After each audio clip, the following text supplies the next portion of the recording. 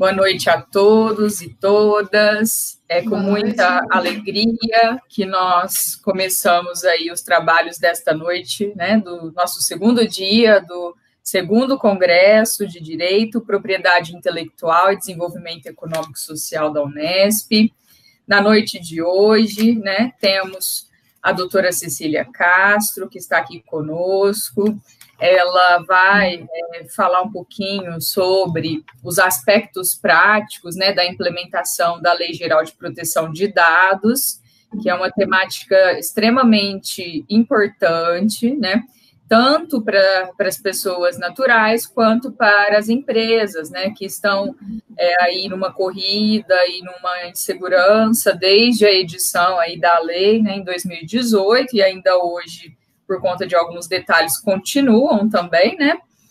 E realmente é muito importante, né? E é necessário, e foi necessário que as empresas se adequassem à lei. Então, hoje nós vamos falar um pouquinho dela, né? Em dois aspectos. A doutora Cecília vai falar da implementação, né? E o doutor José Coalho vai falar um pouquinho sobre a questão LGBT, né, com relação à Lei Geral de Proteção de Dados, a questão dos dados sensíveis, né, e tudo mais. A doutora Cecília Castro, ela é advogada especialista em privacidade e proteção de dados, graduada em Direito pela Universidade Federal de Uberlândia, especialista em Direito Processual pela Pontifícia Universidade Católica de Minas Gerais e em Direito Digital e Compliance pela Faculdade Damásio Educacional. Ela tem extensão em contratos pela FGV, em Direito Digital pela Fundação Armando Álvares Penteado, FAAP, e Direito das Startups pela Escola Superior de Advocacia de São Paulo. Líder da equipe de Governança e Segurança da Informação, certificada internacionalmente pela Exim como Data Protection Officer. Então, esse é o pequeno currículo, né, da doutora Cecília. Obrigada. Então, ela com certeza tem muita propriedade, né? Doutora Cecília, muito obrigada por ter aceito o nosso convite. Estamos muito felizes de tê-la conosco. Com certeza, você nos ensinará muito nessa noite. Sim, é um tema que está pegando fogo, né, Luciana? É um prazer, eu agradeço muito o convite, estou muito feliz e eu espero contribuir. Acho que é um tema muito interessante. A área do direito digital, ela está exponencial, né? A gente vem vendo aí muitas pessoas interessadas, principalmente na questão da proteção de dados, a questão da privacidade, e eu espero que a gente possa ter uma discussão super bacana hoje. Com certeza. Muito obrigada mais uma vez.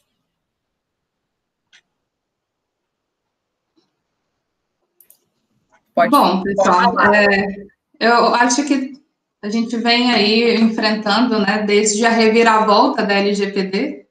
Nós que já trabalhamos na área, a gente vem notando o quanto, como eu disse inicialmente, as coisas vêm pegando fogo. No escritório, a gente vem trabalhando bastante.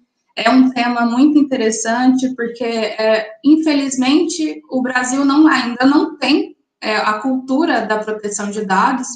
A gente vem aí conscientizando as pessoas, né, sobre o uso dos dados, sobre a importância da privacidade. Muitas vezes a gente acessa os sites e não se dá conta da responsabilidade de fazer uma leitura de uma política de privacidade, né, de uns termos de uso, até que ponto, né, as empresas, elas vão fazendo uso desses dados, né, elas têm uma responsabilidade ética atrás disso, e quando surgiu, em 10 anos aí que a gente vê a questão da discussão da proteção de dados no Brasil, se a gente for analisar, é uma discussão ainda recente, quando comparada aí a outros países, né, os países europeus, por exemplo, é o standard, onde a gente tem ali a referência, né, em relação ao tema, tem mais maturidade, a gente... tanto é que a Lei Geral de Proteção de Dados, que é a Lei 13.709 de 2018, ela teve muita influência do GDPR, que é o regulamento europeu, né?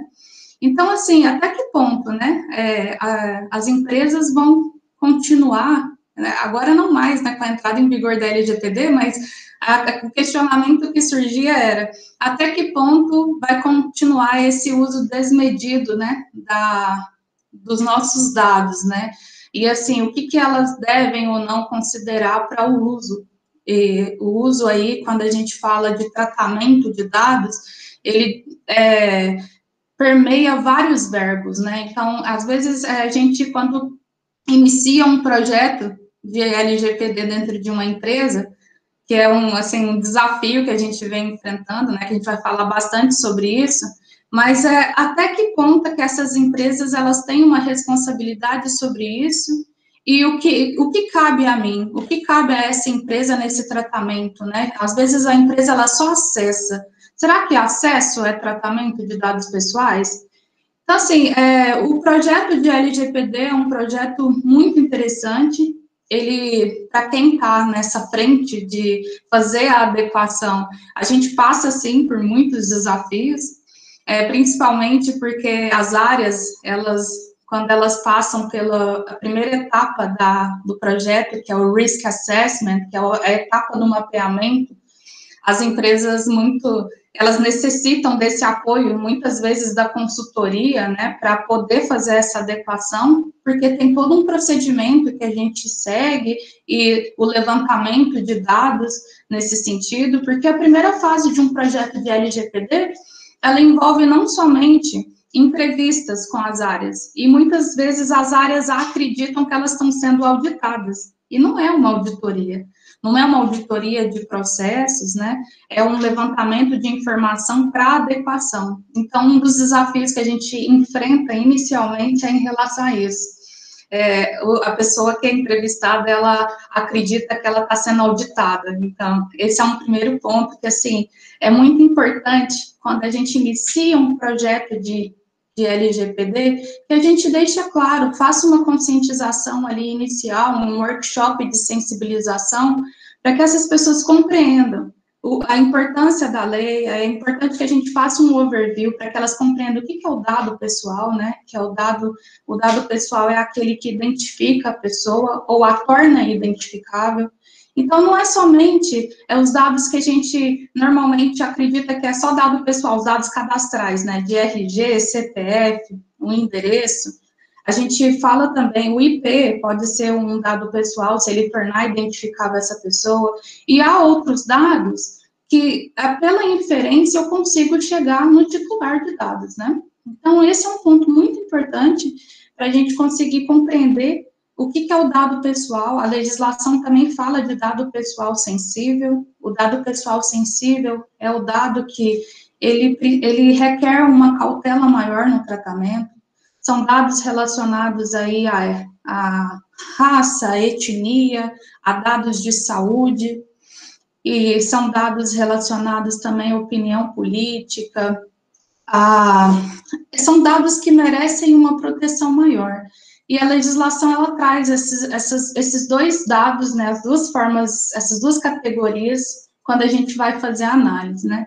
E quando a gente faz o projeto inicia o projeto de proteção de dados, tem esses pontos que a gente precisa levantar. A gente faz um mapeamento com as áreas, verifica, o importante dessa primeira fase do projeto é a gente identificar o ciclo de vida desse dado, onde o dado entra, com quem que ele é compartilhado, né? Ele é compartilhado internamente, mas é compartilhado fora, com outras empresas? Será que está tendo uma cautela nesse compartilhamento com as empresas terceiras? Então, assim, são vários pontos, né, que no início, às vezes o cliente, ele tem uma expectativa muito grande na primeira fase do projeto, que é aquela que ele quer já o resultado e tudo muito claro o que ele deve fazer. E na primeira fase, a gente tem um diagnóstico, é um retrato do que eu tenho na empresa hoje, o que a minha empresa trata os dados, com quem que ela compartilha, quais são os sistemas que estão relacionados ao fluxo. E quando a gente faz todo esse levantamento, aí sim a gente consegue emitir aí um parecer de diagnóstico para o cliente, para mostrar para ele, olha, aqui está o seu retrato da sua empresa, e você precisa adotar essas e essas medidas mitigadoras. Então, assim, a lei geral, pessoal, ela é muito importante que a gente compreenda que ela é relacionada com a segurança da informação, né? Eu não consigo visualizar ou fazer a análise de uma lei geral de proteção de dados desconsiderando a segurança da informação. Os dados são muito importantes, as técnicas ali de segurança, elas devem ser levadas em conta. Será que eu estou adotando uma técnica de criptografia ao transferir esses dados para terceiros? E aí a lei também, ela traz as questões particulares, né, de transferência internacional de dados. A gente sabe que, assim, a transferência internacional de dados ainda necessita de algumas regulamentações por parte da Autoridade Nacional de Proteção de Dados, que recém aí foi constituída, recentemente, 15 de outubro, foram designados os diretores, né, dessa autoridade. A preocupação foi tamanha em relação à constituição dessa autoridade, porque do que adiantaria ter uma legislação sem um órgão, né, fiscalizador? E essa legislação, ela traz multas fortes para as empresas. A gente precisa entender que as multas, o maior medo do cliente, né, ele só enxerga os 50 milhões de reais por infração. Mas não é somente isso, né? Eu acredito que a multa reputacional, ela é a que mais pesa. Tem, claro, a questão econômica, né, se a empresa ela é multada, mas e a multa reputacional? E aí, então, esse é um ponto que a gente sempre deixa muito claro, né, nos projetos lá no escritório, porque até um ponto importante é que se a Autoridade Nacional de Proteção de Dados, até então, ela não pode aplicar as multas, né, porque as multas, elas vão ser aplicadas somente a partir de agosto do ano que vem. E aí o ponto é, muitas empresas pensam, se não vai ter aplicação de multa, então a gente está tranquilo, mas não é bem assim, né? Porque tem a questão dos outros órgãos, né, que a gente acaba sendo submetido, as empresas acabam sendo submetidas. Tem o PROCON, a gente pode sofrer multas também por parte do judiciário, né? O judiciário recentemente também aplicou uma multa em relação, com base na LGPD. Então, assim, ainda que as sanções administrativas da LGPD só sejam aplicadas a partir do ano que vem, né, a partir de agosto, a gente precisa estar atento também às reclamações.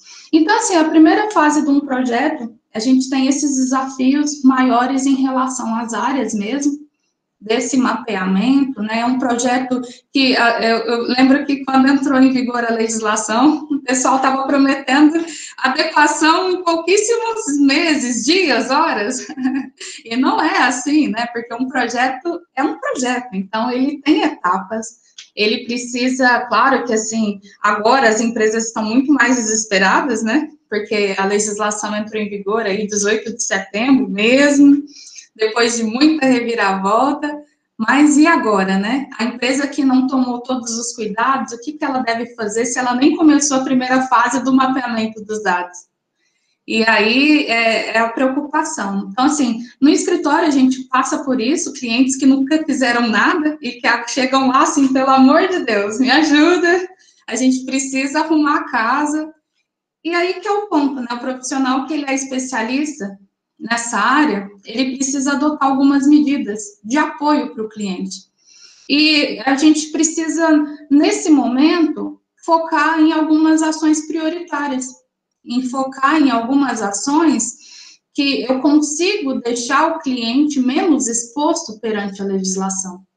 Então, assim, por muitas vezes é possível a gente ingressar aí com a primeira fase do projeto de forma paralela com a segunda, que é a fase da implementação, né?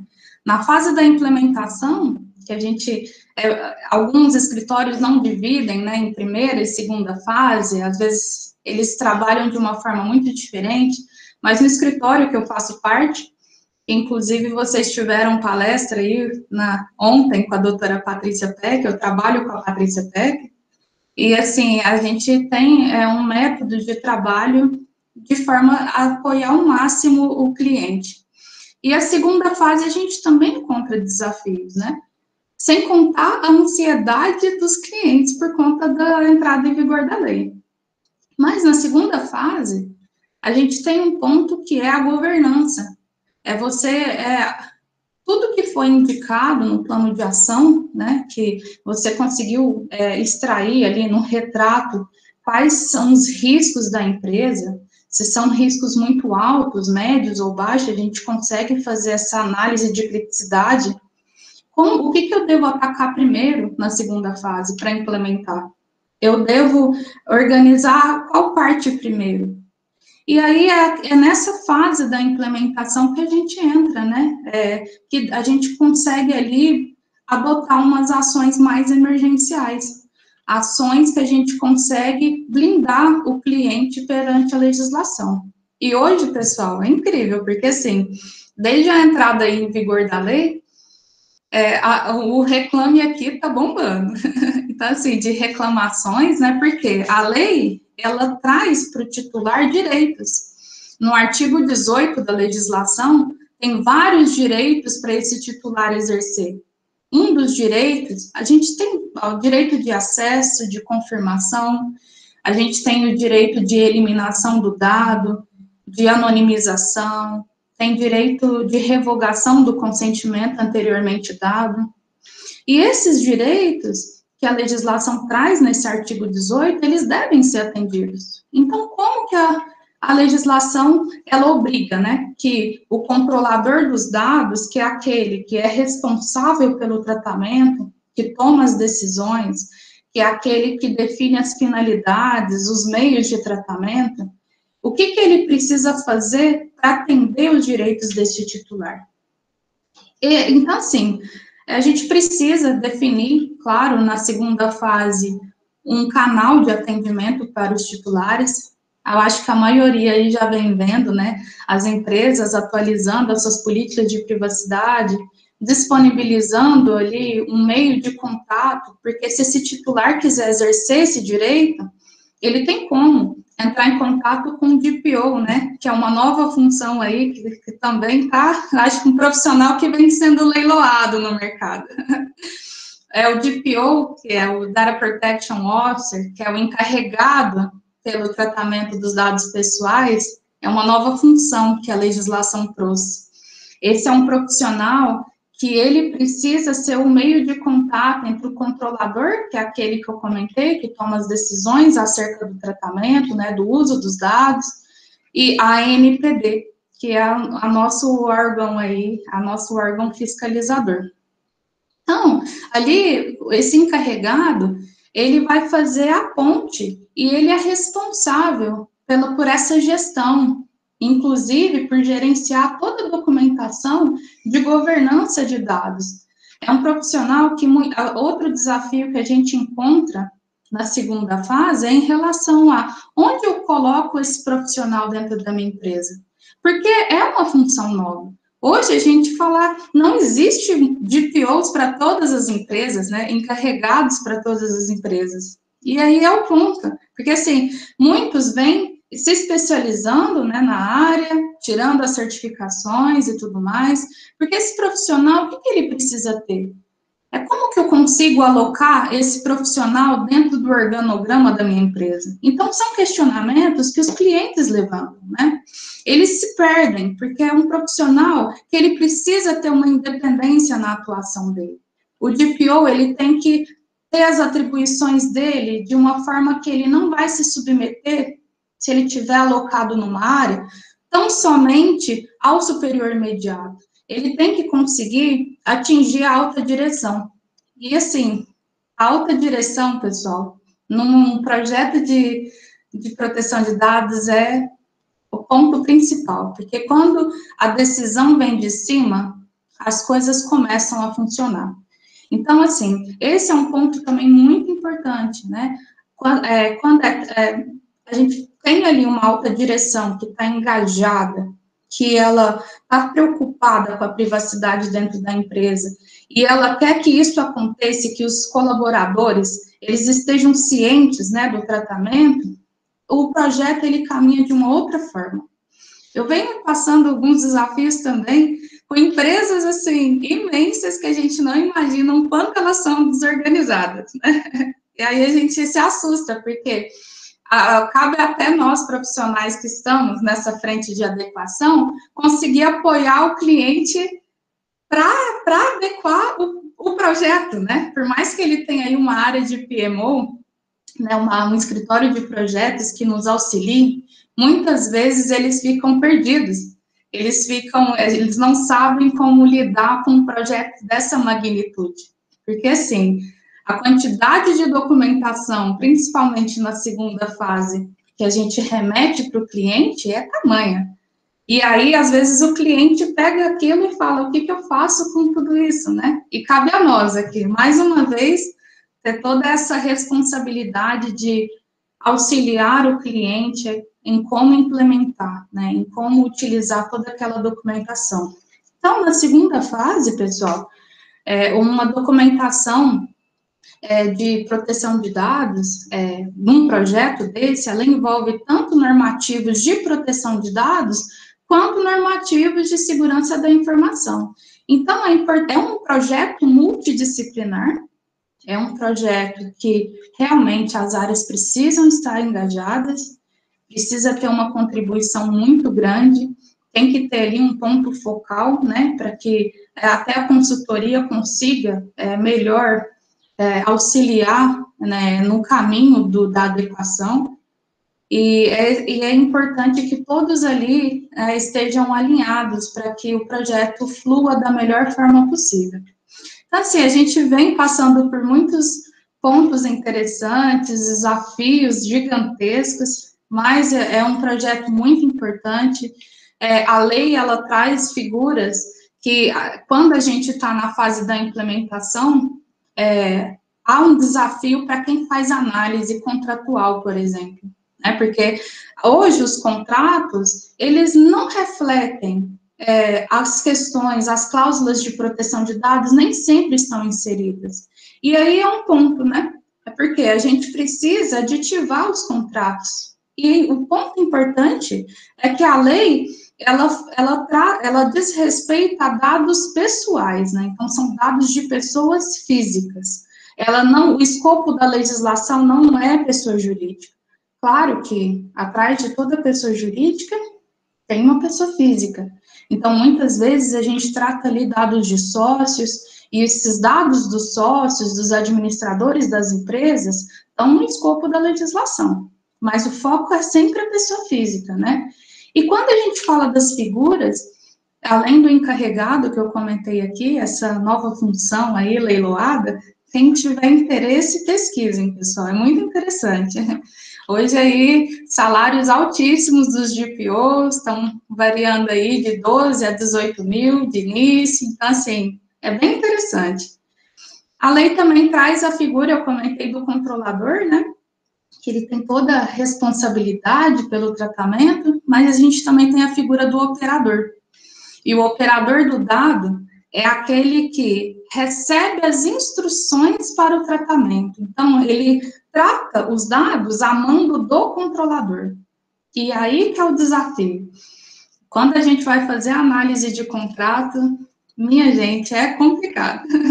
Porque a gente precisa conseguir posicionar esses agentes no contrato, até mesmo para alocar as responsabilidades. Porque a lei, ela é mais pesada, ela tem um peso jurídico maior em cima do controlador. Então, vamos supor, se eu tenho um incidente de violação de dados pessoais dentro da minha empresa, quem vai de imediato responder é o controlador. Isso não significa que o operador de dados está isento. Não é isso. Se esse operador, ele atuou de uma forma que foi contra a própria lei, ou que ele está descumprindo as questões contratuais que foram estabelecidas com o controlador, aí ele também sofre essas penalidades. E a gente fala de uma responsabilidade solidária. Então, assim, quando a gente vai fazer uma análise, porque a princípio, quem pega a legislação, imagina que só tem a figura do controlador e do operador. Mas não, eu também posso ter figuras de 2 controladores de dados, né? E aí esse é o ponto mais desafiador, né? Que a gente fala, meu Deus, aqui eu tenho uma figura de controlador, mas o outro também, ele está nessa figura, porque a gente fala de um co-controle que também existe, que é quando os controladores, 2 controladores de dados, eles tomam as decisões, eles estão convergentes em relação aos meios de tratamento, à finalidade. Então, assim, isso é bem interessante quando você está na segunda fase ali do projeto, da implementação, para fazer essa análise. Assim, eu espero que tenha ficado claro que a primeira fase é todo um diagnóstico que a gente faz, um inventário de dados, levantamento de informações. Concluído isso, a gente consegue entrar numa fase de implementação, governança, arrumar a casa mesmo, aditivar os contratos. É muito importante que a operação, os fluxos de dados, quando a gente faz o levantamento na primeira fase, eles precisam ser legitimados. E legitimar é você conseguir validar, conforme as bases legais que a legislação traz, eu tenho que conseguir enquadrar em alguma base legal. Também isso é bem desafiador quando você está na segunda fase do projeto, porque eu preciso compreender aquele fluxo, eu consigo utilizar aí, eu preciso do consentimento, né? Ou não, eu consigo basear no legítimo interesse do controlador. E aqui há um equívoco muito grande. As pessoas acreditam que só existe o consentimento. Quando surgiu a lei, todo mundo pensava, nossa, preciso do consentimento para tudo, né? Para eu poder tratar o dado, eu tenho que, preciso da autorização do titular de dados. E não é assim, né? Porque, assim, a lei, ela traz 10 bases legais no artigo 7º, e uma das bases, se eu conseguir enquadrar no meu fluxo, eu estou legitimado para tratá-lo. E o legítimo interesse é uma dessas bases, que também é uma base, ela é mais cautelosa, é uma base legal que a gente precisa ter um cuidado maior na utilização, porque eu preciso avaliar se eu não estou ferindo direitos ou liberdades daquele titular. Por isso a importância, né, do cuidado da utilização do legítimo interesse. E quando eu uso o consentimento, eu tenho que pensar que eu preciso assegurar a revogação desse consentimento. Então, assim, é muito interessante quando você faz a legitimação dos fluxos, você quebra a cabeça mesmo. Dados de funcionários, né, também estão no escopo ali, porque às vezes a empresa está preocupada só com o dado do cliente. E não, ela precisa pensar no dado do funcionário, ela precisa pensar no dado do fornecedor. E, assim, tudo isso é muito importante quando eu defino a categoria do titular de dados, né?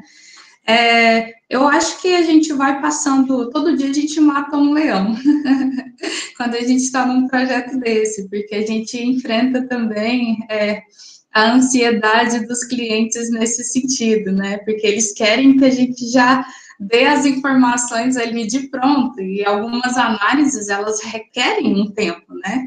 Elas requerem, talvez, uma análise mais aprofundada, que eu preciso emitir um parecer para o cliente com mais assertividade. E a gente vai, assim, caminhando, né, porque, assim, eu até comentei da questão do legítimo interesse, a legislação, ela também traz um documento, a gente traz muita coisa por analogia do GDPR, pessoal, porque a nossa legislação, ela tem, né, como eu comentei desde o início, uma influência do regulamento europeu. E aí, esse cuidado de legitimar os fluxos, ele é tão importante ter, porque alguns fluxos, dependendo da base legal que eu utilizo, essa base legal, ela vai me atrair algumas responsabilidades. E aí, na prática, né, Quando eu estou na implementação, vamos supor que um fluxo que eu tenho ali um fluxo que a gente super trabalha, o pessoal de marketing, eles surtam, porque eles acham que a gente vai parar a operação deles. E não é assim, né? Vamos supor que eu tenho uma base legada, uma base que é pré-LGPD, e que eu já trato, são clientes eu já tenho uma relação pré-estabelecida com aqueles titulares, e eles teriam ali uma expectativa de receber um novo e-mail marketing com uma promoção minha. E aí, que base legal, né, que eu poderia utilizar para poder legitimar esse fluxo? E muitas das vezes, se eu tenho uma situação dessa, ela me permite aplicar o legítimo interesse. E quando eu falo do legítimo interesse, ele me puxa, me atrai um documento importante, que é uma análise do legítimo interesse que eu preciso fazer. Para o quê? Para eu avaliar se esse titular, ele não vai ter os direitos e as liberdades dele feridos, né? Então, assim, é interessante a forma como a legislação ela foi construída. Por vezes, eu fico um pouco meio receosa por conta de algumas lacunas, algumas questões ainda a gente está no limbo, né, na zona cinzenta, porque eu preciso aguardar a ANPD emitir um entendimento. Um exemplo é a questão da portabilidade. A lei, ela traz a portabilidade como um direito no artigo 18, mas muitos clientes falam, como assim? Como que eu vou portar os meus dados, né? Como que funciona isso? E toda essa questão da interoperabilidade dos dados, né, de portar informações para uma outra empresa, vamos supor que eu tenho várias informações no Spotify, e aí toda uma playlist, e eu quero portar todas as minhas informações pessoais, todo o meu histórico, para um Deezer ou para um Amazon Music. Como que funcionaria isso, né? Será que a legislação, ela já traz essa questão da interoperabilidade, ela traz os padrões? Ainda não, né? Ainda a gente está nessa zona cinzenta, a gente precisa aguardar aí a ANPD emitir entendimentos nesses sentidos. Então, se vocês observarem ali, a legislação, ela precisa ainda de um órgão mesmo para bater o martelo em muitas questões. Claro que hoje, né, desde que as empresas começaram com um projeto de adequação, algumas, né, que a gente também trabalha com grandes empresas que já fizeram aí a adequação em relação ao GDPR, a gente consegue utilizar muita coisa da legislação europeia, né, como um benchmark mesmo. A questão também, por exemplo, da transferência internacional. Como que funcionaria, né? Hoje, eu não poderia falar que existe uma legislação de mesmo nível que a LGPD. Por quê? A NPD que vai precisar definir o que é uma legislação de mesmo nível que a LGPD. Na Europa, isso acontece. E recentemente aconteceu, né? Quando a gente teve aí a decisão do Privacy Shield, né?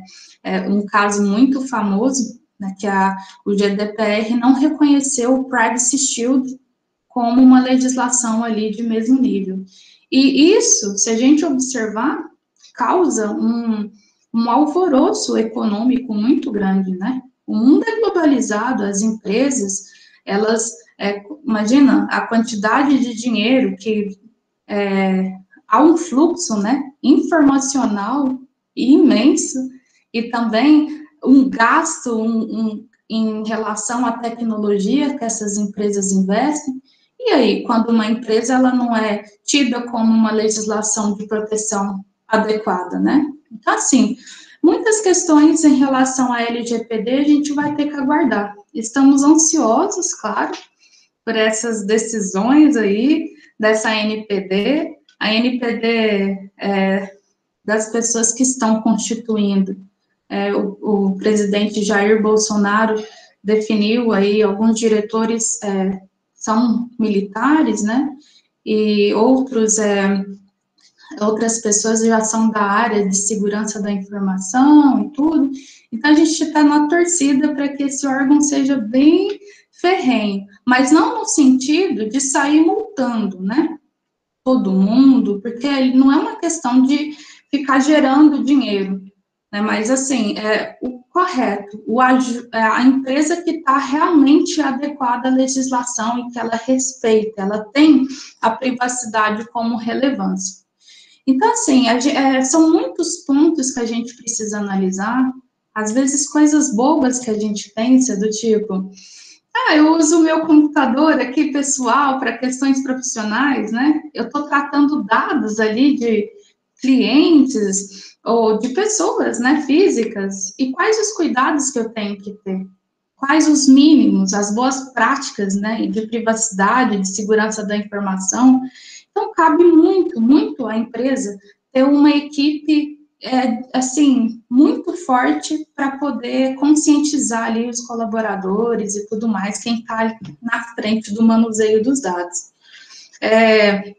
Essas conscientizações, essas palestras, elas são muito importantes, o envio de informativos internos, isso tudo na prática é muito relevante, porque a gente vê que os profissionais ficam mais engajados, né?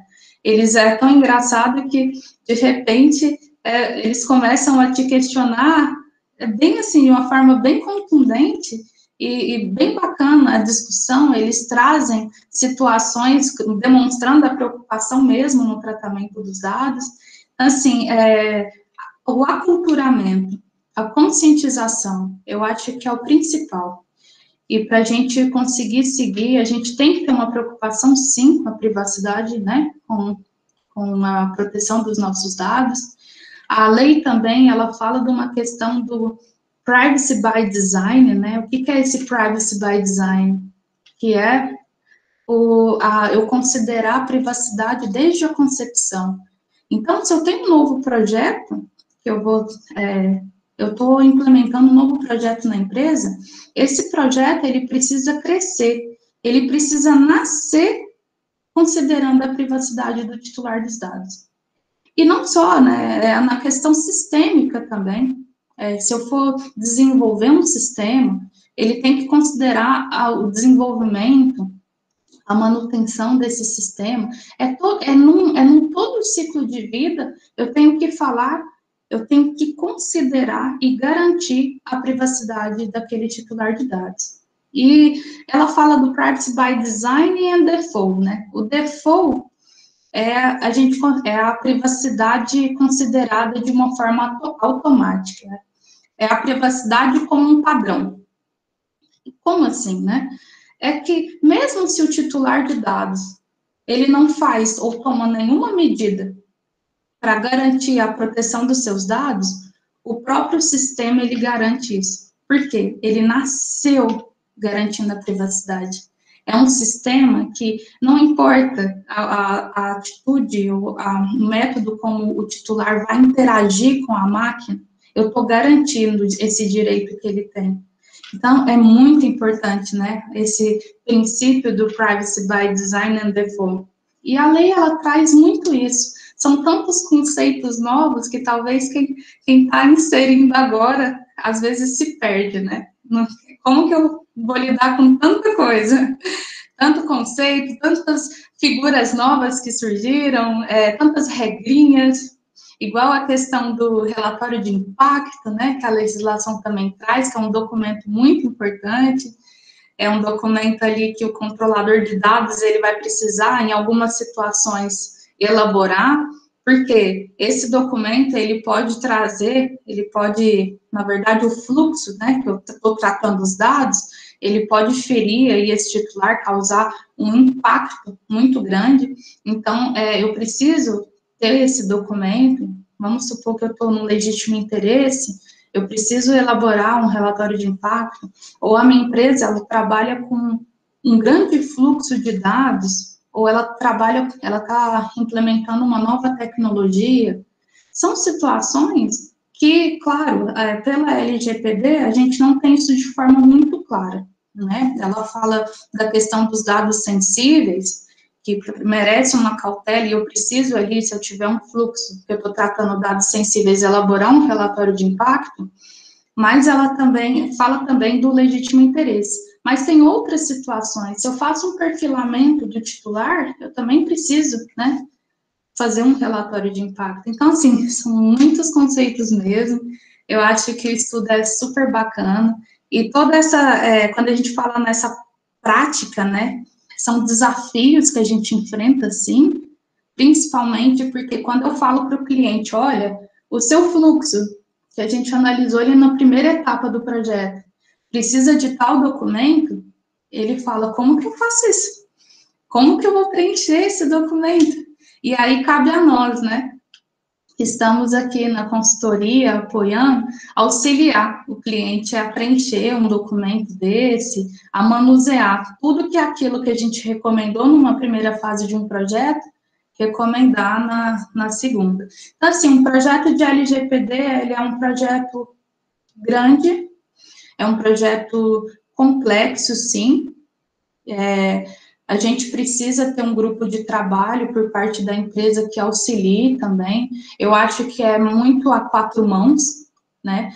Porque não adianta ter todo um apoio das consultorias que existem e a empresa não fazer o dever de casa. Por isso que, assim, é muito importante ter esse grupo de frente mesmo, para a gente trabalhar junto e fazer o projeto acontecer. Eu acho excelente, é desafiador mesmo. Ultimamente tem sido muitas horas de trabalho para conseguir apoiar, principalmente nessa fase de tudo que está urgente, né? Mas acho que tardou, mas a gente está agora dando atenção ao que realmente importa, né? A nossa privacidade.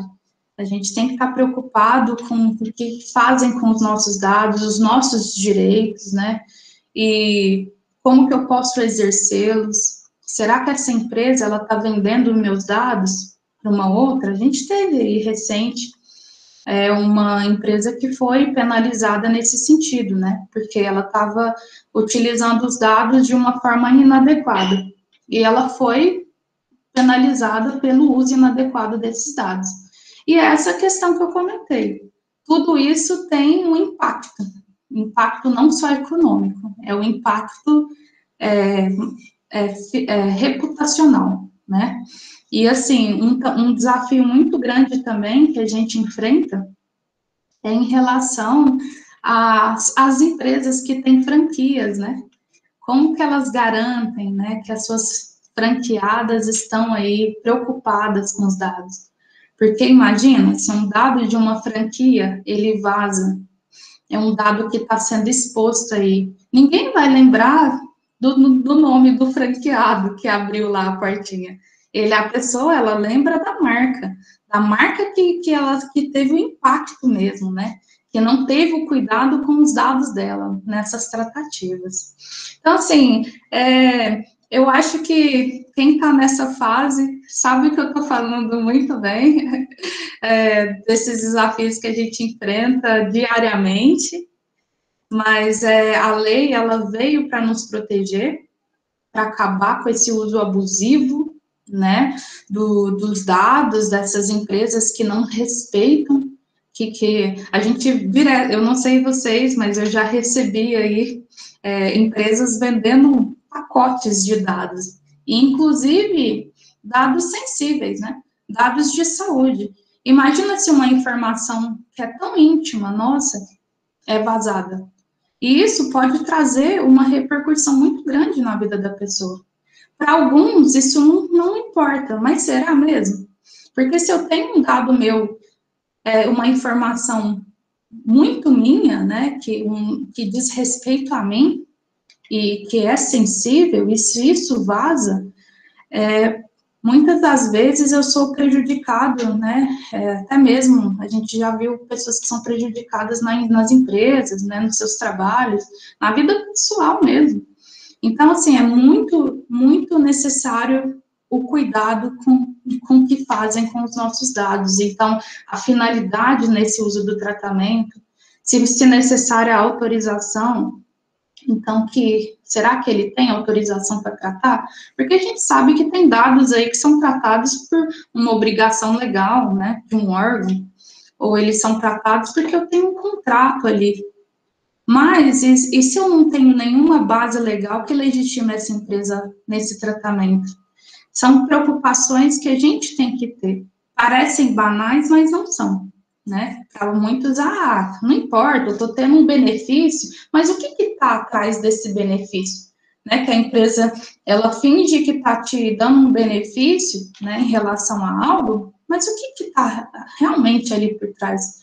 Porque a grana que envolve é muito grande, né, dessa venda e tudo mais, né, esses leads aí que as empresas trabalham, principalmente o pessoal, assim, na área de marketing, eles, às vezes é o pilar da empresa mesmo, e o dado hoje é pilar de várias empresas, né, a gente não vive sem eles, a gente precisa desse tratamento para que as coisas dentro da empresa fluam da melhor forma possível, mas para tudo fluir da melhor forma, eu preciso de regras, né? Regras que elas devem ser cumpridas, eu preciso desse compliance aí.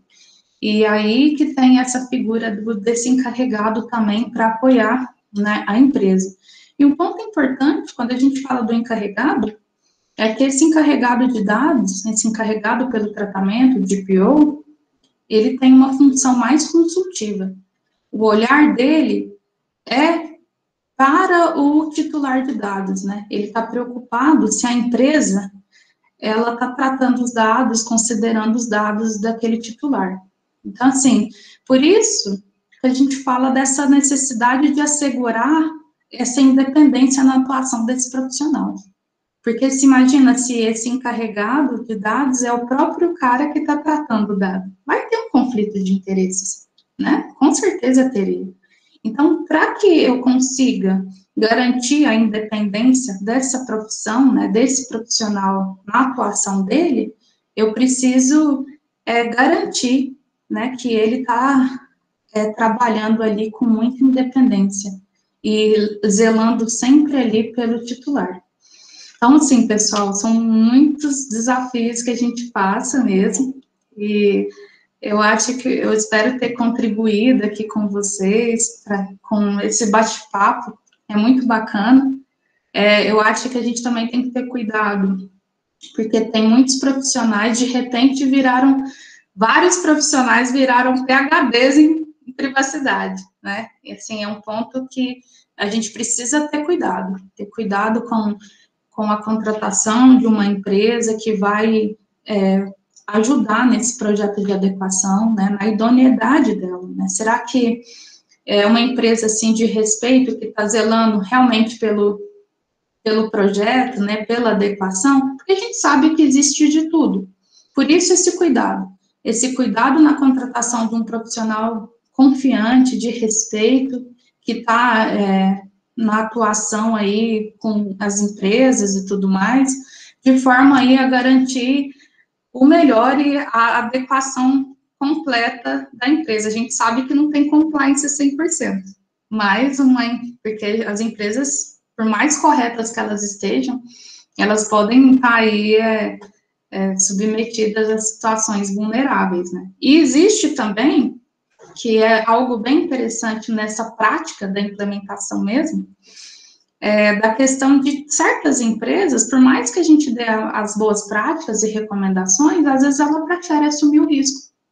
Então, é por isso que a gente fala que realmente não existe um compliance 100% num projeto desse, né? É um projeto que a empresa precisa avaliar e mitigar os riscos dela e avaliar se vale a pena ou não assumir. Por isso que, quando a gente fala aí da figura do operador, que é o cara que está tratando os dados, né, sob o meu comando, cabe a mim fazer uma auditoria nesse terceiro. Será que esse terceiro está tratando os dados da forma mais adequada possível? Porque se não tiver, eu posso ser penalizado. E até mesmo quando da escolha de uma empresa, um ponto importante que hoje a gente deve observar, considerando a LGPD, é isso. Se essa empresa, ela considera as boas práticas, né? Tanto de segurança, quanto de privacidade, para que, será que eu vou contratar esse fornecedor ou ele vai me dar problema? Porque se nem o mínimo de segurança da informação ele tem, eu não poderia contratar uma empresa dessa que vai estar utilizando um sistema que vai estar vulnerável, né, que vai trazer riscos para a minha operação. Então, essa due diligence é muito importante ser feita num projeto desse. Então, assim, são várias etapas, por isso que é um projeto, né, de adequação, a gente vai cumprindo as etapas, e agora, mais do que nunca, as empresas precisam, elas não têm como fugir, porque a legislação, ela não define, né, quais as empresas, se é uma empresa de pequeno porte ou grande que tem que adequar, todos precisam estar adequados até então, né, e as empresas precisam correr contra o tempo, porque o Reclame Aqui está bombando, as reclamações estão, ó, isso está, nossa, está complicado. A gente vem, assim, tentando apoiar os clientes que não tomaram os devidos cuidados aí de início, né, como que eles podem se proteger e garantir o principal, que é o direito aí do titular de dados. Eu agradeço, pessoal, a palestra, o convite, foi muito bacana. Quem tiver dúvidas, fica à vontade, eu estou super disponível para esclarecer o que for necessário. Obrigada, viu, Cecília? Nossa, você falando aqui me passou um filme na cabeça, né? Dá uma vontade, eu fiquei com vontade de fazer um estágio lá no escritório para ver como que vocês trabalham. É porque é tão engraçado, né? Quando nós estamos na academia, né? Do lado de cá, mas esse aspecto prático, ele realmente também nos faz falta, né? Na questão da pesquisa. Então, assim, você vê essa implementação na prática, né? Agora você descrevendo aí, né, o processo, né, já dá uma visão bem assim, mais detalhada, né, mais próxima para a gente de como isso está sendo feito, né. Eu quero saber, o pessoal que quer fazer perguntas para a Cecília agora, eu não sei, Cecília, você vai continuar ou você vai ter que sair? Eu preciso sair às 8, mas teria como? Eu posso disponibilizar o meu contato para quem quiser, pode me mandar um e-mail, tá, pessoal? Eu já posso disponibilizar ou você disponibiliza depois? Não pode disponibilizar. Eu acho que então eu vou te fazer umas perguntas. Vamos lá, claro. Não, mas assim, só para depois você deixa, né, o contato, mas se alguém quiser perguntar também, abrir o microfone, pode ficar à vontade, viu, pessoal? Não, eu queria saber algumas coisinhas em que eu fiquei com dúvidas, né? Essa equipe multidisciplinar que você falou, né, que tem que ser composta para fazer essa adequação, vocês são advogados, quem mais faz parte dessa equipe multidisciplinar? Na verdade, a empresa, ela pode escolher as pessoas que ela acha importante participar do projeto. Muitas vezes, participa gente do compliance jurídico, da área de tecnologia, eles envolvem essas pessoas, né, dessas áreas para conseguir tocar o projeto junto com a consultoria, né? Então, assim, claro que não tem uma regra, isso depende muito da estrutura da empresa, de como ela se organiza. Tem áreas que elas são uma mesma área que lida com vários assuntos, e a empresa entende que ela é importante para estar no projeto, para tocar, por conta até mesmo ali da interação com demais áreas de negócio dentro da empresa. Então, assim, não tem uma regra, Luciana. Agora, claro que, assim, quando a gente fala, por exemplo, de um comitê de privacidade, que a gente até orienta, né, que o cliente tenha, que vai participar ali, um encarregado de proteção de dados, ele também vai contar com um grupo de trabalho, né? Então, esse grupo de trabalho, ele vai auxiliar nesse sentido, né, em relação às decisões que vão ser tomadas em relação ao manuseio dos dados, ao tratamento dentro da empresa. Por isso que, assim, a gente fala, né, desse grupo de trabalho aqui inicial, que vai auxiliar nessas fases do projeto até a conclusão, e um grupo que vai ser composto ali juntamente com o DPO para poder lidar com as questões do tratamento dos dados. O DPO normalmente é um profissional de tecnologia da informação? Também não é uma regra. Não é uma regra também? Porque, assim, tem muitas empresas, elas optam, sim, por nomear o DPO, alguém da área de tecnologia, ou contratar alguém que já tem conhecimento na área, é muito importante, sim. Mas tem profissionais da área jurídica, ou dependendo, né, da área jurídica mesmo, que pode assumir essa posição. Não tem uma regra, tá? Isso depende realmente da empresa, da estrutura dela e de como ela melhor se organiza. Claro que, assim, o DPO, ele precisa ter um conhecimento não só da empresa, do negócio dela, porque é importantíssimo que ele compreenda a operação daquela empresa. E se for um setor regulado, por exemplo, um DPO de um banco, ele precisa conhecer as questões, né? Os regulamentos, as resoluções que aquele banco está submetido. Então, assim, é importante que esse profissional ele tenha um conhecimento multidisciplinar, não só jurídico e não só de TI. Entendi. Tanto é que eu acho que, assim, é só um comentário, quando você vai tirar a certificação de DPO, uma das provas, ela é relacionada à segurança da informação, né? Que aí você tem ali o conhecimento da ISO 27001, a gente também tem a questão da ISO 27701, mas não cai na prova, é mais a 27001, a 27001, 27001, são tantas 27, mas é isso mesmo. E assim, então é esse conhecimento multidisciplinar que é muito importante ter, desse profissional. Entendi. Eu estava, né, você falando sobre essa questão da reputação das empresas agora, né, com relação a essa questão da proteção dos dados, porque, assim, é algo novo, mas que as pessoas, acho que aos poucos, vão começar a ter mais consciência sobre isso também, né? E esses dias eu vi uma mensagem no Twitter de um juiz aqui da região, e ele escreveu assim, eu quero saber a sua opinião. Escrevam aí, meus caros, ação individual de indenização por danos derivada da violação da LGPD. Eis o novo filão das demandas de massa no Poder Judiciário. Ah, com certeza! É o que vai acontecer. Eu já estou esperando aí o bombardeio já, o Judiciário vai sofrer, né, com ações aí, muitas ações individuais mesmo, e até mesmo, né, tem ações coletivas nesse sentido, mas eu tenho certeza, o titular de dado que se sentir lesado, ele vai ingressar com uma indenizatória. E aí as empresas estão lascadas. Por isso que o mais importante aí é essa adequação, ela fazer o mínimo ali para... Por quê? Até essa questão do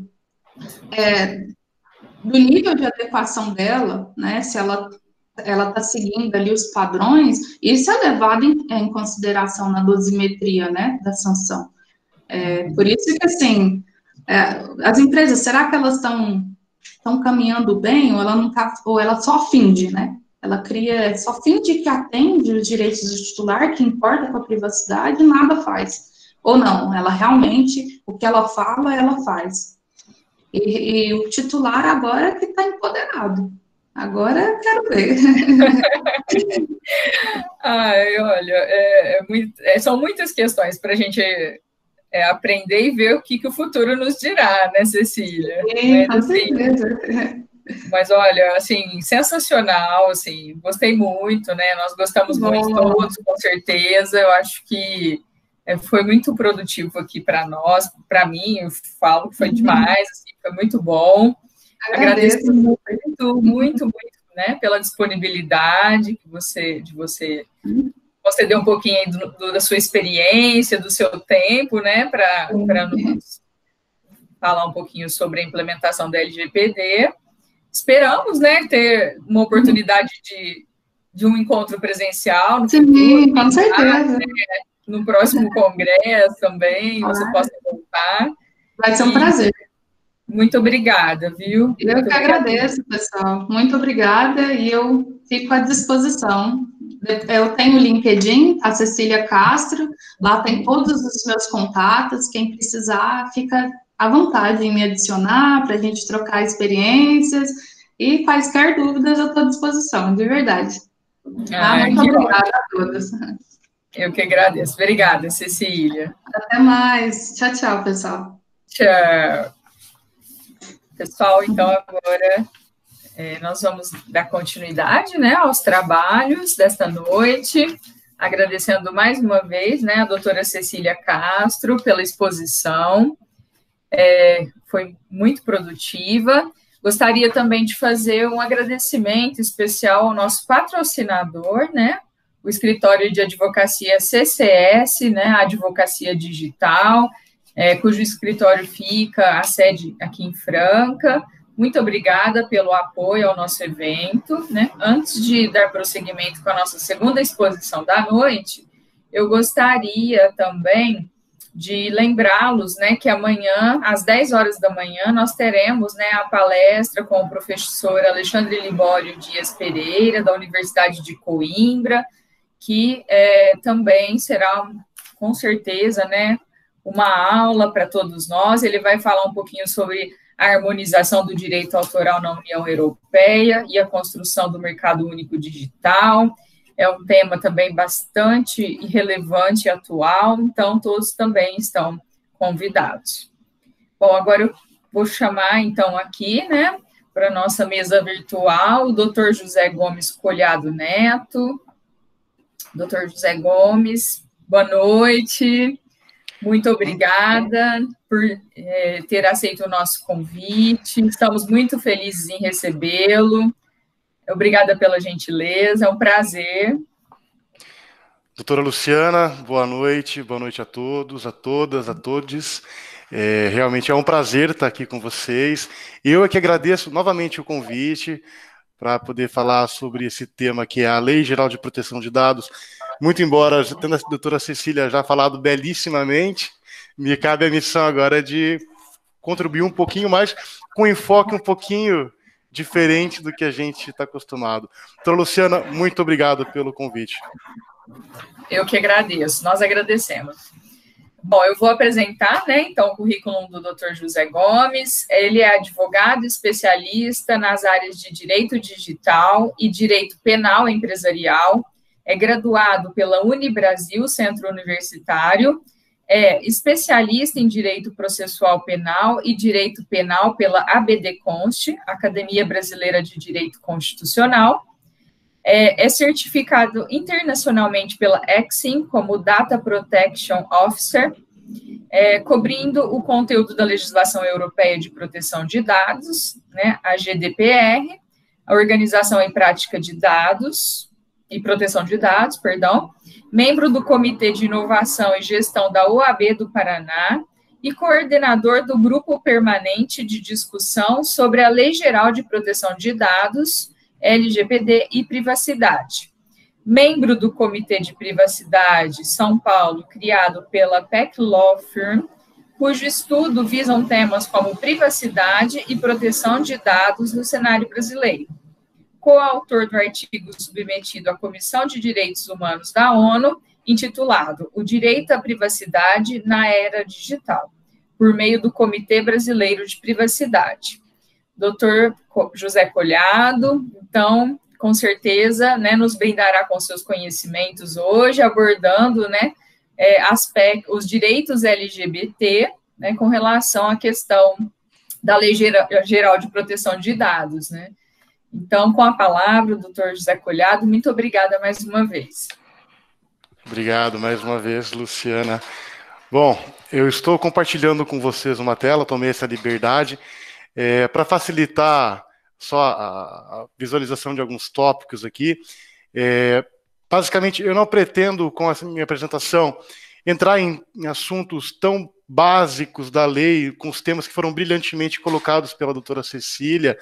Eu vou apenas recuperar alguns desses conceitos que são importantes para a gente poder chegar a uma resposta que eu pretendo colocar aqui de uma problemática, que é como que devem ser tratados os dados pessoais da população LGBTI+, né? E aí só vou fazer um comparativo, porque particularmente, eu também não entendia muito dos assuntos da área da diversidade, e a gente vem estudando até por conta dos clientes que a gente passa nas empresas para fazer a adequação da LGPD, e uma dessas empresas tem dentro das áreas o setor de diversidade, que procura atrair a contratação de pessoas pretas, pessoas com deficiência e pessoas LGBTI+. E o que vem a ser, então, a LGBTI+, essa sopinha de letras, né?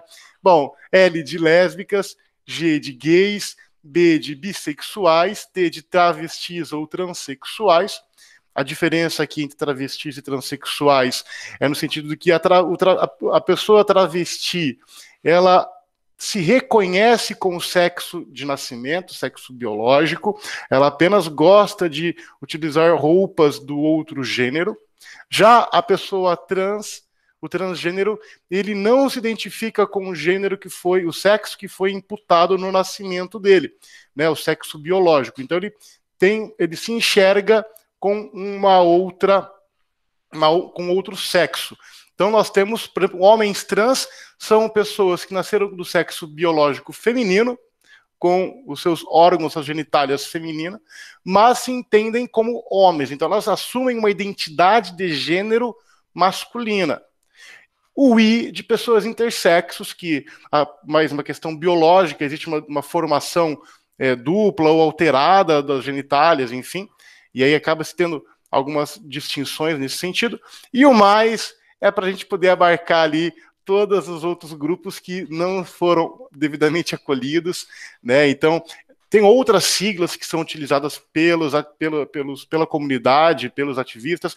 Uma, inclusive, inclui a letra Q de queer, que seria algo muito estranho, muito ruim de traduzir para o português do Brasil, né? Que é a pessoa estranha, mas a figura daquela pessoa que não se enquadra muito nos padrões. Então a gente tem várias formas de se colocar essa população da LGBT, né? Hoje, a que mais tem sido aceita pela maioria aqui no Brasil é essa LGBTI+. Então, só para colocar todo mundo aqui na mesma pauta, né? E a problemática que eu quero trazer hoje na nossa conversa é uma problemática que os clientes que eu atuei, essas empresas que possuem essas áreas de diversidade, enfrentaram. Poxa, como que eu vou tratar dados pessoais dessa população quando eu estou no projeto de implementação? Né? Apenas recuperando um dos pontos, foi falado ali do risk assessment, né? Ou outras formas de se mapear os riscos, e dentro dessa fase tem o que a gente chama de data mapping, que é o mapeamento dos dados, no qual eu vou identificar naquela empresa em quais áreas nós temos quais atividades de tratamentos, e nessa atividade de tratamento eu estou compreendendo quais categorias de dados pessoais. Dentre essas categorias de dados pessoais, nós temos os dados pessoais ordinários, nome, CPF, RG, dados de cartão de crédito, como foi bem colocado pela doutora Cecília, mas também temos dados pessoais sensíveis, que também colocado por ela brilhantemente, são aqueles que foram muito íntimo, inerentes ao ser humano, e são, por exemplo, a biometria.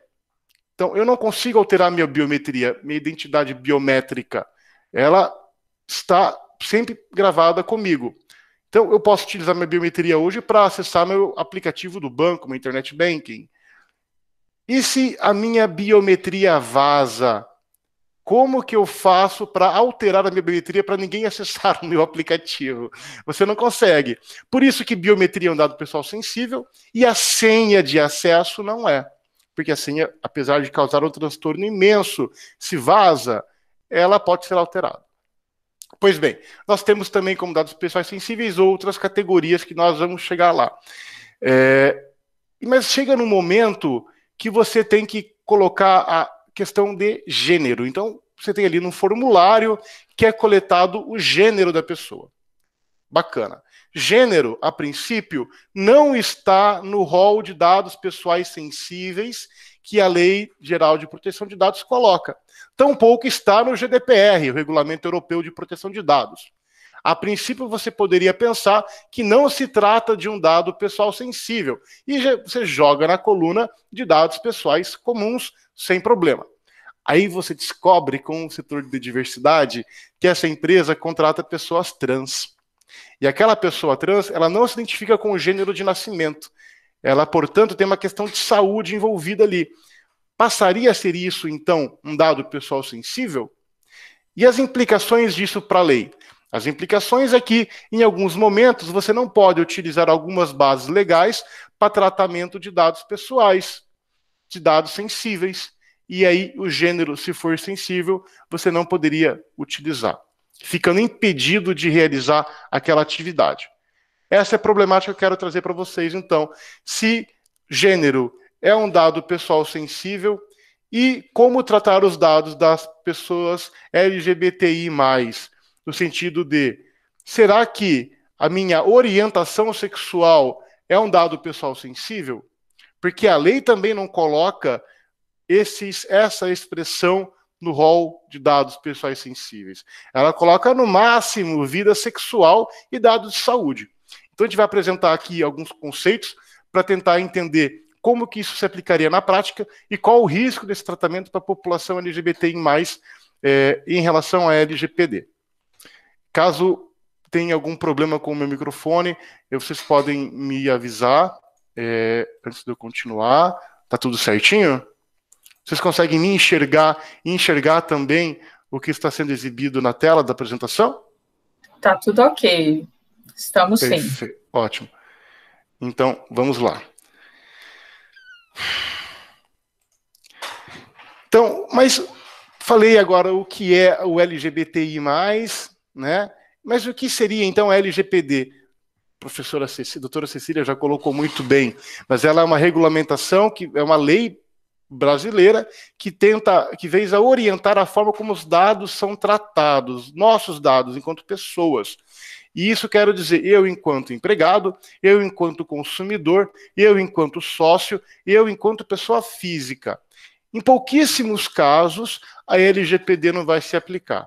Ela não vai se aplicar, por exemplo, para fins de repressão criminal, para fins acadêmicos. Então quer dizer que na minha escola, na universidade, posso ficar despreocupado que não vai se aplicar LGPD, eu não preciso me adequar. Não é isso.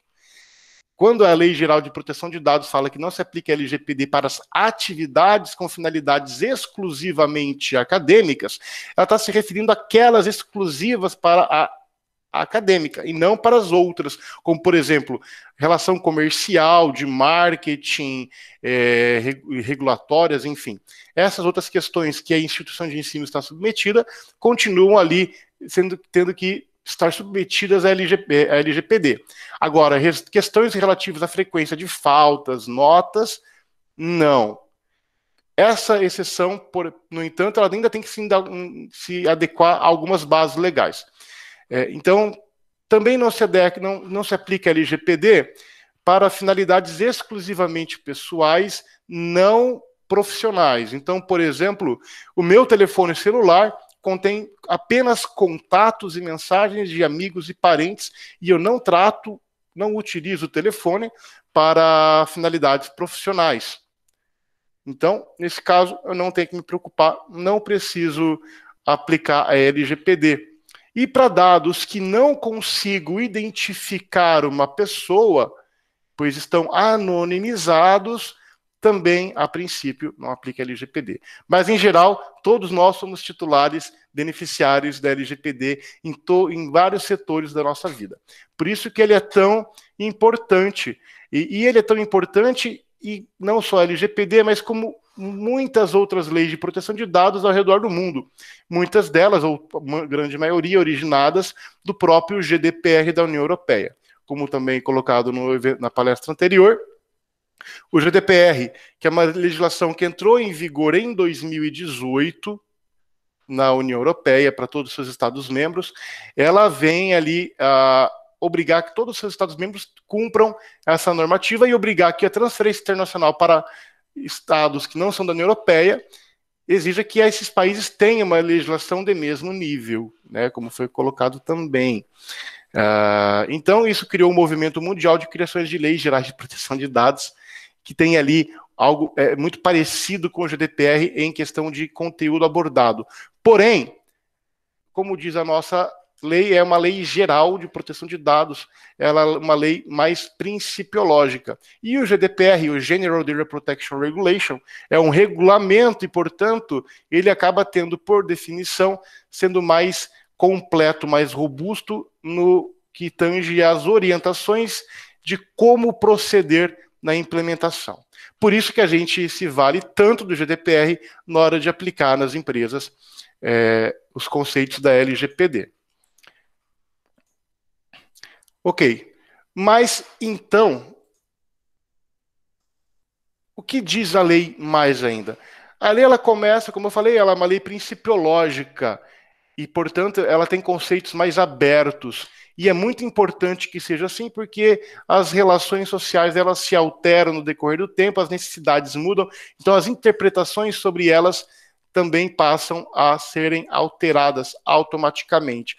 Eu não vou aqui comentar de todos os princípios, porque o meu foco é especificamente para a população LGBTI+, mas ali nós temos o princípio da transparência, no qual, através dele, o titular tem o direito de saber o que está sendo feito com os dados dele. Os dados têm que estar baseados com uma finalidade específica, como ali no princípio, tem que estar adequados, ou seja, eu não tenho que tratar um dado se não é necessário de ser feito, e a necessidade, eu vou coletar dados apenas o necessário para atingir aquela finalidade, né? Então, são princípios importantes, além do próprio princípio da não discriminação.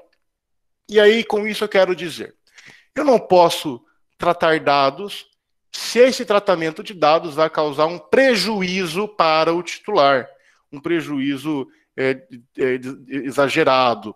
Então, por exemplo, eu não posso negar a concessão de um crédito porque eu estou monitorando os dados de geolocalização do aparelho celular de uma pessoa e sabendo com quais redes Wi-Fi, quais outros aparelhos de outras pessoas estão próximos a ele, fazendo um estudo de quem é essa pessoa no seu contexto, para dizer se ela vai ou não ser beneficiária de uma taxa de juros melhor ou não.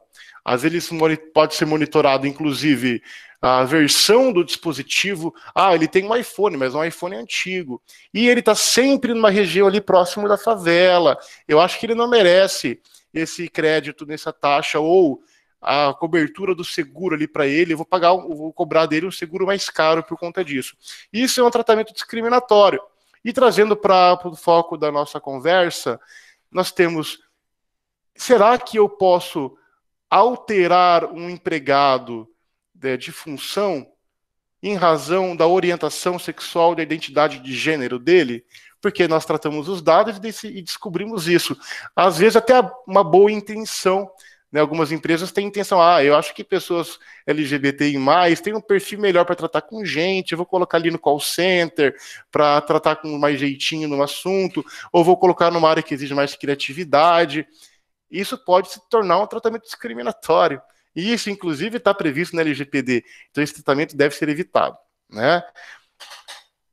Sem me delongar muito, eu pretendo também não exagerar no tempo para que a gente possa abrir para perguntas e à tarde também a gente não quer que todos fiquem muito cansados.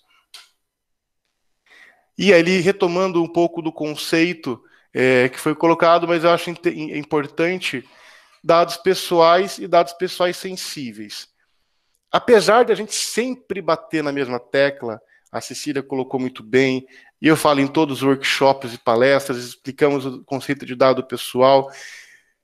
As pessoas acham que entendem, mas não conseguem absorver o real significado do conceito de dado pessoal. Dado pessoal é qualquer informação relacionada a uma pessoa identificada ou identificável. O que significa? Vocês conhecem aquele joguinho que é um teste de adivinhe qual é o personagem? Eu esqueci o nome dele agora para falar para vocês, mas é fácil de encontrar no Google. E você brinca com o computador, que é uma inteligência artificial, aí você simplesmente pensa em uma pessoa. Pode ser a sua mãe, o seu pai, o seu filho, Pode ser um personagem de desenho animado, pode ser um personagem de filme ou alguém famoso, tanto faz. Você pensou nessa pessoa, aí ele vai começar a perguntar umas perguntinhas bem básicas. A pessoa que você está pensando é um homem ou uma mulher? É famoso ou não é? É da sua família ou não é? Tem tal profissão ou não tem?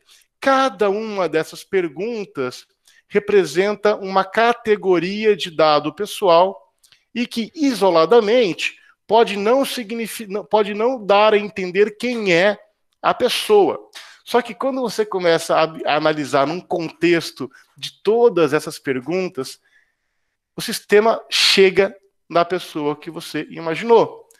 Por isso que se diz identificável, porque num contexto de análise global, esse dado pode ser acessado, ele é encontrado. Né? Só um instante. Beleza. E isso traz uma dificuldade muito grande para você entender dentro da empresa o que você vai considerar como dado pessoal ou não. Eu acho que aqui muito do nosso público é advogado, e como advogado tem assinadores digitais, e, portanto, eventualmente tem que instalar o Java para poder assinar eletronicamente os documentos. E um dos nossos clientes, que a gente atua, que é da área de tecnologia, eles tratam os dados da máquina do usuário, e um dos dados coletados é a versão Java instalada. Para esse cliente, o número da versão Java é capaz de identificar uma pessoa. Talvez para uma outra empresa, essa informação não faça muito sentido. Você nunca vai conseguir identificar alguém.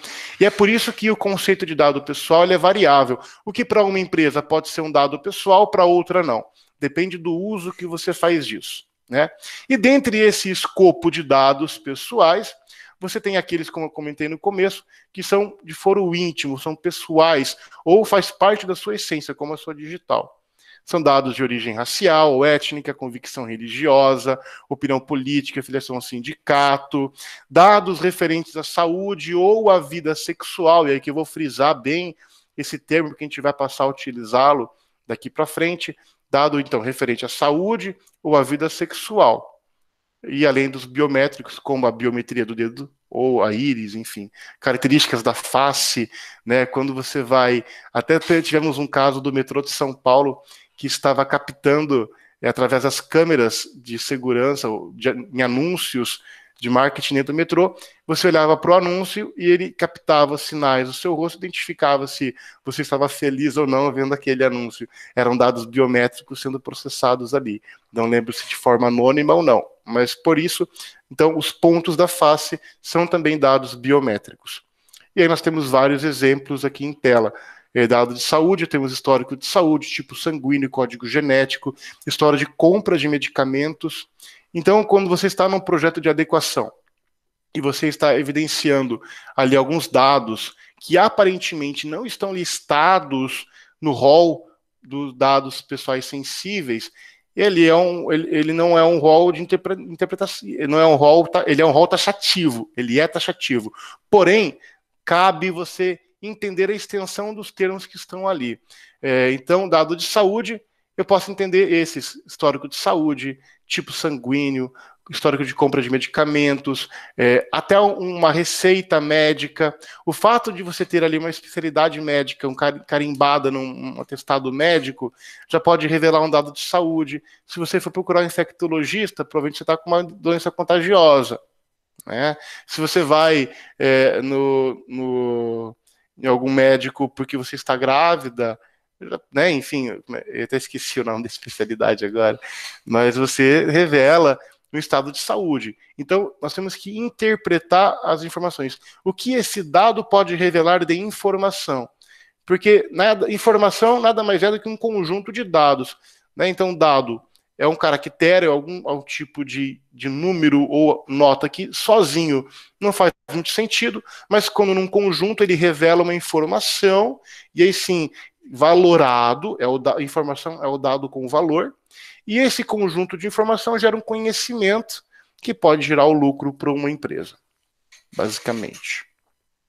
Então, é importante distinguir bem o que seriam esses dados sensíveis e o impacto que isso acaba trazendo. Raça também, os dados étnicos é também um dado pessoal sensível. E o impacto dessa distinção do que é dado pessoal, do que é dado sensível, ela é muito grande. Isso porque, para o que você esteja autorizado a tratar os dados pessoais de alguém, além de respeitar esses princípios, você também tem que encontrar uma base legal para esse tratamento de dados. Então, você respeitou a transparência, respeitou a finalidade, a necessidade, a adequação, a segurança, a não discriminação. Você ainda tem mais um desafio, que é enquadrar esse tratamento em uma dessas hipóteses. Bom, então vamos lá. Eu tenho uma obrigação legal ou regulatória que me obriga a tratar esse dado? Eu tenho. É um exemplo do contratação de pessoal, você tem ali que cadastrar os dados dele e da família no e-social, e é uma infinidade de dados bastante invasivos, mas você o faz porque tem uma base legal para isso, a obrigação legal regulatória. Tem uma lei que obriga o empregador a coletar esses dados. Você pode tratar os dados, para isso aqui é para a administração pública, na execução de políticas públicas. Processo judicial, administrativo ou arbitral, é óbvio, ninguém vai pedir consentimento da parte adversa para poder processar a outra, não é verdade? Nós temos, inclusive, tutela da saúde por profissionais da área da saúde.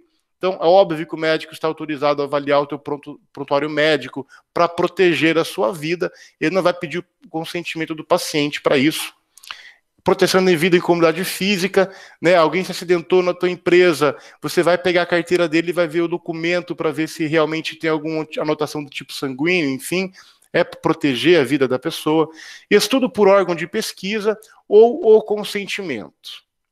A lei ela coloca o consentimento em primeiro lugar, mas na prática não existe hierarquia entre as bases legais.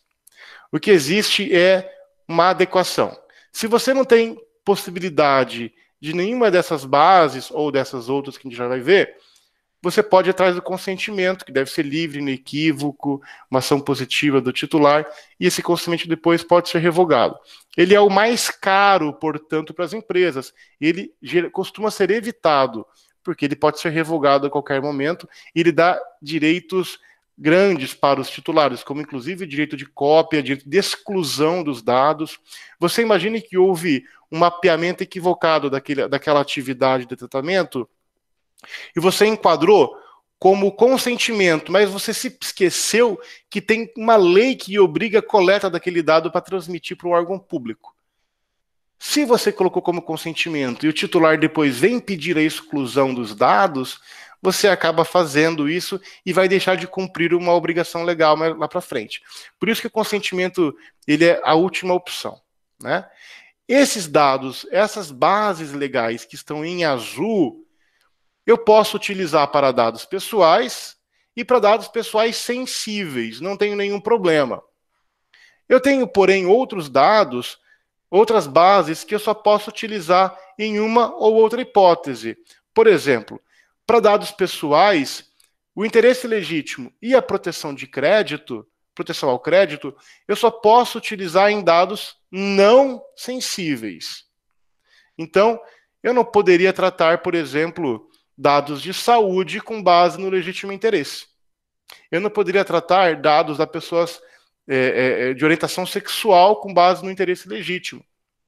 Proteção ao crédito também. Eu não posso tratar dados relativos à religião para ver se eu vou proteger o crédito, para ver se eu vou liberar o crédito ou não vou, né?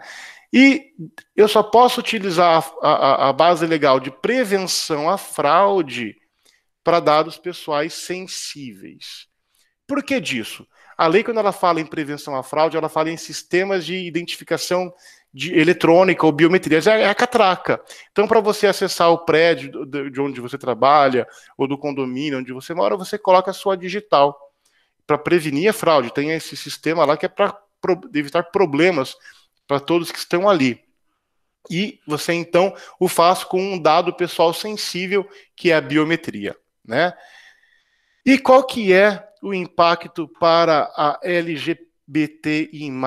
É que existem ações dentro das empresas que exigem tratamento de dados pessoais sensíveis. Como eu falei, alguns dos meus clientes têm esse departamento de diversidade e procuram contratar pessoas pretas, pessoas com deficiência e pessoas LGBTI+. Qual é o grande problema? Para que eles possam incentivar a contratação dessas pessoas, eles precisam fazer um tratamento de dados. Eles têm que entender quantas pessoas dessas situações tem em cada área. Às vezes eles querem também fazer um estudo de salário, para ter uma igualdade de salário, né? Para identificar se não está tendo uma discriminação. A intenção é excelente. E fazem pesquisas, soltam formulários, conversam, às vezes já tem informação gravada. Né? Então, você é uma pessoa trans, você ganha quanto? Em qual área você está? E aí, na mesma área, a pessoa que é cisgênero, né? Esse é um ponto importante de falar, que as pessoas muitas vezes não sabem. A pessoa trans é aquela que não se identifica com o gênero de nascimento, e a pessoa cisgênero, que é o meu caso, eu nasci com o sexo masculino, me foi atribuído esse sexo, e eu permaneço com essa identidade de gênero. Eu me reconheço como homem ainda. Então eu sou cis, tá? Então são feitas pesquisas entre essas pessoas, com essa excelente intenção, muitas vezes sem causar discriminação, com esse cuidado para não ter um tratamento discriminatório, mas você não encontra uma base legal para isso. Eu vou recuperar apenas agora um parêntese, eu vou até avançar um slide, que eu quero falar da pessoa com deficiência, tá? A pessoa com deficiência é fácil de atingir nessas pesquisas e elaborar essas ações positivas na empresa. Por quê?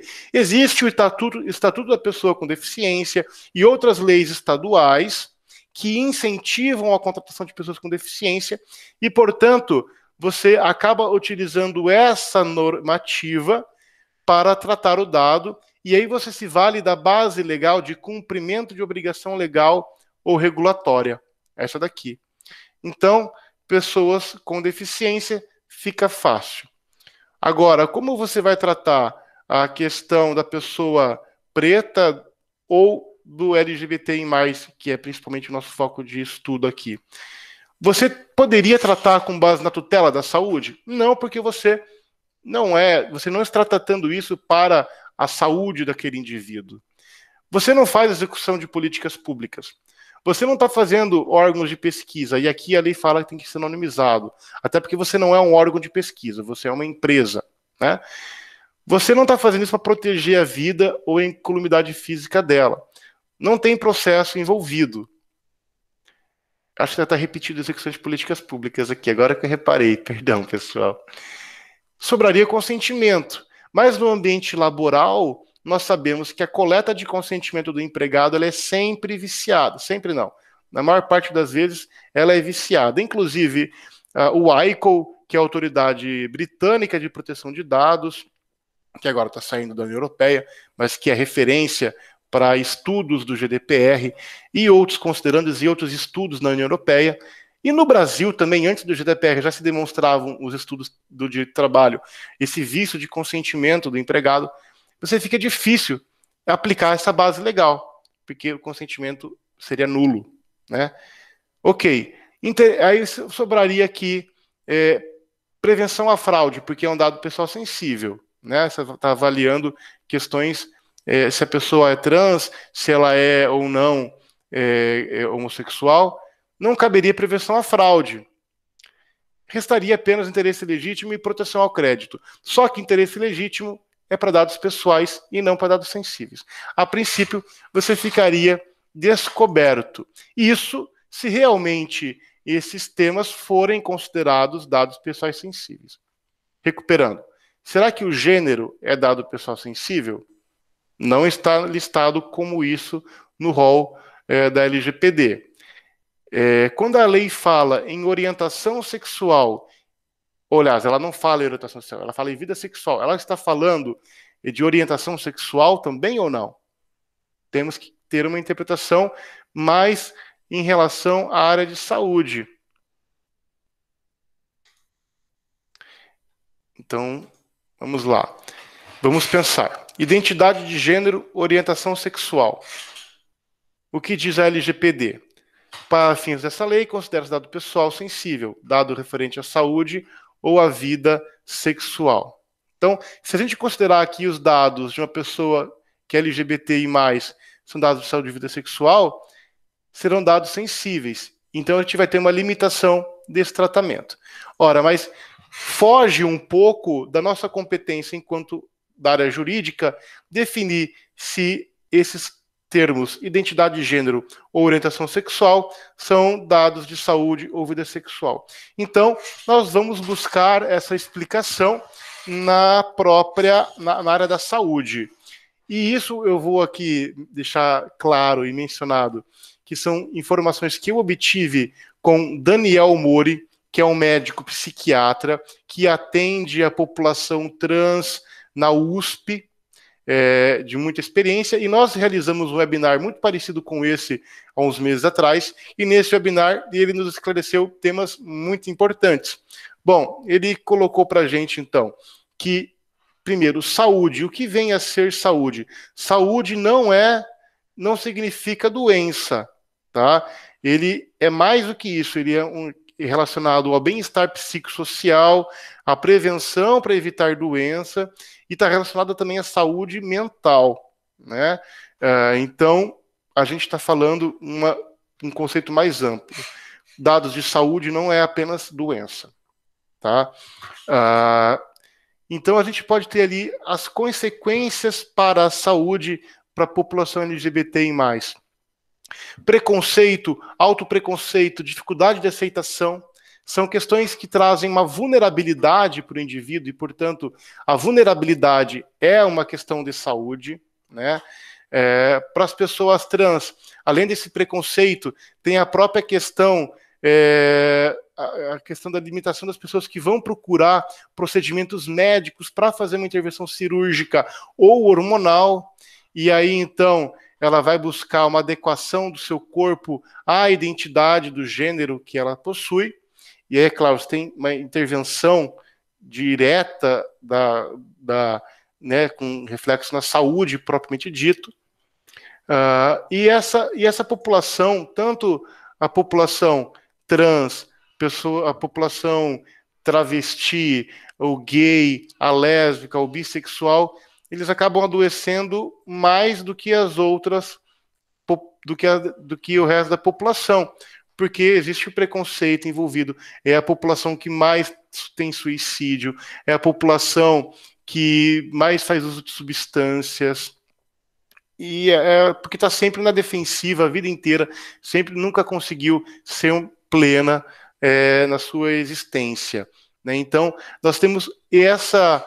É claro, de forma bem resumida, não tenho pretensão de esgotar o assunto saúde aqui com vocês, mas para a gente entender que o termo tem uma amplitude um pouco maior para que a gente possa fazer a interpretação da lei. Então, com essa visão, dado referente à saúde ou à vida sexual, é possível entender que a identidade de gênero, sim, se encaixaria nesse termo. Orientação sexual, sim, pode ser entendida nesse termo. Isso como uma interpretação do conhecimento da saúde, mas com o que está na lei. E aí, então, quando a gente se depara com essas situações na hora de fazer o mapeamento dos dados, a gente vai ter ali um pouco mais de segurança em colocar esses dados na coluna de dados pessoais sensíveis, e é claro que vai trazer todo o reflexo que nós já falamos anteriormente, que é qual base legal eu vou colocar aquele tratamento sabendo que são dados pessoais sensíveis. Eu tenho que estar aqui ou aqui, né? Não sei se vocês estão vendo meu mouse mexendo na tela. Eu estou usando o mouse para apontar, mas acho que sim. Isso no Brasil, né? Agora, como eu falei, a nossa legislação, ela tem reflexo de uma legislação da União Europeia. que já tem maturidade do tema de privacidade há muito tempo. Para vocês terem uma ideia, antes mesmo do GDPR, no ano de 1995, já existia a Diretiva 46, que tratava de dados pessoais na União Europeia. Essa diretiva, ela não tinha ela não era obrigatória, ou ela não tinha poder direto para todos os Estados-membros. Acontece que os Estados-membros da União Europeia, Portugal e outros, já tinham leis de proteção de dados, inclusive desde a década de 90. Outros têm países de 87 que já tinha lei de proteção de dados pessoais, claro, no seu país. Como a União Europeia, os dados são tratados entre os países de forma muito frequente, algumas peculiaridades de uma lei para outra de um outro país causavam muita dificuldade. Então, foi criada a diretiva, que vem como um norte, um balizador para conceitos mais divergentes entre os países, causando uma uniformidade de entendimento. Tá? E nessa época da diretiva 9546, nós já tínhamos interpretação sobre isso em alguns países. Na Romênia e na Suíça, por exemplo, já era pacificado lá que as pessoas trans e as intersexuais podem, dependendo das circunstâncias, se enquadrar em saúde ou vida sexual. Então, dados dessas pessoas estariam em saúde ou vida sexual, e repare que são expressões que a nossa lei coloca lá no próprio conceito dela. Em Chipre, tem a legislação nacional que já listava a orientação sexual na categoria de dados pessoais sensíveis. Ou seja, Chipre não teria nenhum tipo de problema de interpretação nesse sentido. Já que a lei aqui no Brasil, ela não utiliza a expressão orientação sexual, só vida sexual, o que pode causar alguma distorção. Na Itália, o Superior Tribunal Federal deles, o Supremo Tribunal deles, já declarou que a mudança de sexo registrada em documentos pessoais se enquadrava na categoria de dados pessoais sensíveis. Olha que interessante. Aquela informação no documento é considerada um dado pessoal sensível. E já finalizando, posteriormente a essa diretiva 9546, em 2016, foi criado o GDPR, o General Data Protection Regulation, que entrou em vigor em 2018. E o GDPR, nesse assunto, ele define que, lá quando ele vai definir dado pessoal sensível, além de colocar vida sexual, tal qual está na LGPD aqui no Brasil, ele também colocou o termo orientação sexual. E para facilitar a vida dos europeus, já que somos brasileiros e não temos nada facilitado, não é mesmo? Lá é permitido tratar dados pessoais sensíveis com base no legítimo interesse. Volto rapidamente. Legítimo interesse aqui, ou interesse legítimo no Brasil, só para dados pessoais sensíveis. Lá na União Europeia, interesse legítimo viria para essa caixa de dados pessoais sensíveis e de dados pessoais.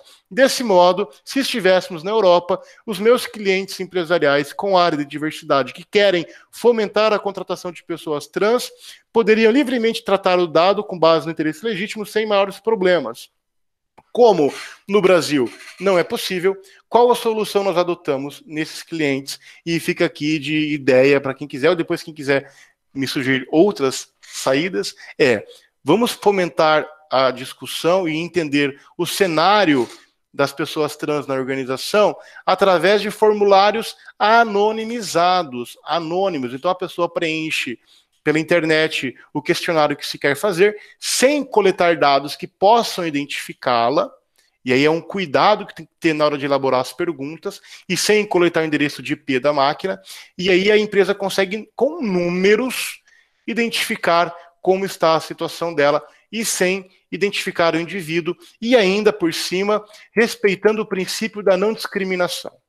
Essa foi a solução, foi praticamente um estudo de case que eu quis fazer com vocês aqui, de como resolver esse problema entre LGPD e pessoas LGBTI+. Muito obrigado a todos e a todas e a todes.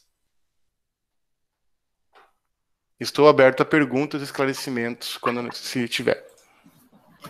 Muito obrigada, doutor José Collado.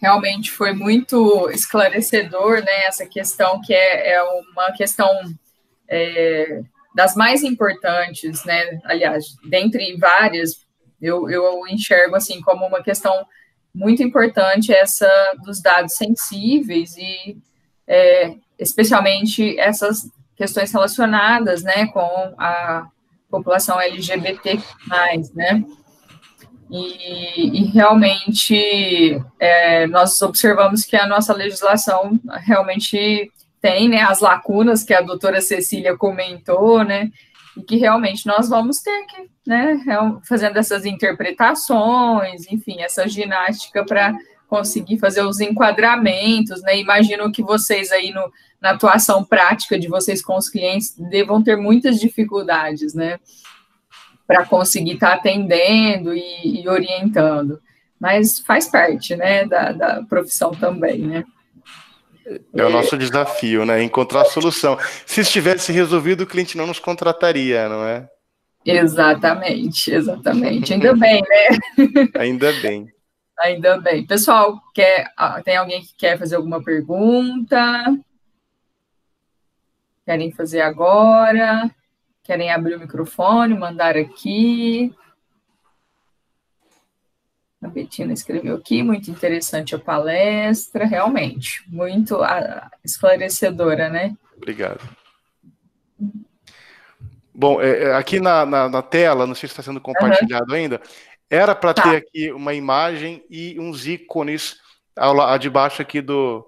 Então tem meu telefone, meu e-mail, e aqui o / José Collado era para ter um ícone do Instagram. Eu não sei porque nesse computador não apareceu. Deu um problema de compatibilidade que eu fiz na minha casa, vim para o escritório, mas é o Instagram. Então ficam todos convidados a me adicionar no LinkedIn. Instagram não, meu LinkedIn, perdão. LinkedIn, meu e-mail, meu telefone, estão todos à disposição. Estou à disposição de todos. Com certeza. Agradecemos muito, né, a sua participação no nosso congresso. Esperamos, né, que possamos repetir em um momento futuro, com certeza, presencialmente, de preferência, né, para que nós possamos debater mais, né, sobre vários assuntos aí relacionados à LGPD. Quem sabe no futuro a gente tenha já mais questões práticas para estar falando. Então, eu gostaria de agradecer muito a disponibilidade, né, de tempo, por ter aceito o nosso convite, por ter tratado de um tema tão importante aqui conosco. Muito obrigada, viu, José Collado?